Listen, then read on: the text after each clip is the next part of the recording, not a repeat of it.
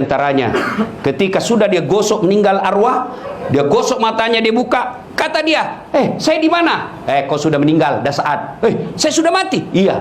Ya Allah, hidupkan saya kembali ke dunia sekejap saja, kira-kira 1 menit lah kalau boleh. Ya Allah, kembalikan saya ke dunia. Untuk apa? Solat bukan, puasa bukan, haji bukan. Saya hanya ingin berkata, ya Allah, semua hartaku aku sedekahkan fisabilillah.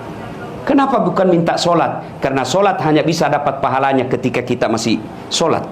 Haji hanya bisa kita dapat ketika kita haji. Puasa hanya kita dapat ketika kita puasa. Tapi sedekah, meskipun sudah tulang belulang hancur, kita tetap mengalir. Itulah yang disebut sedekah jariah. Keliru Bapak Ibu yang Allah kasih rezeki, Bapak tidak bersedekah. Keliru. Dan alhamdulillah makin bersedekah, Allah makin ganti.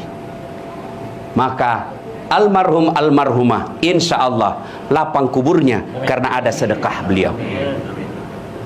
Yang ketiga yang akan menolong kita di alam kubur adalah ilmu yang bermanfaat. Almarhum almarhumah, beliau suami istri, tokoh pendidikan. Itulah ilmu yang bermanfaat. Ketika diajarkan ilmu hukum kepada mahasiswanya, diajarkan tentang keadilan, lalu anak mahasiswanya menjadi pengacara yang membela dan menegakkan keadilan, selama itu juga amal-amal akan mengalir.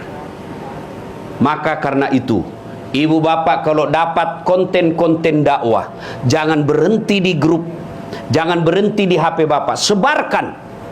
Bapak punya 10 grup WhatsApp, satu grup 100 orang, kirim, 1000 orang yang terima. Kalau ada yang mengamalkan 5 orang, selama 5 orang itu amalkan, Bapak dapat pahala seperti pahalanya penceramah tanpa mengurangi pahala penceramah.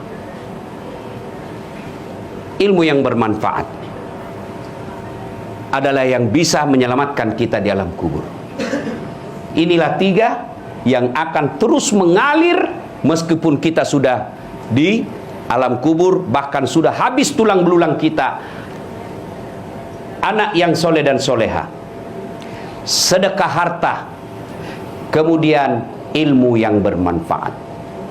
Dan orang yang ada di alam kubur sekarang masih transit, belum sampai surga, termasuk Rasulullah Muhammad SAW. Dan siapa yang paling menderita di alam kubur?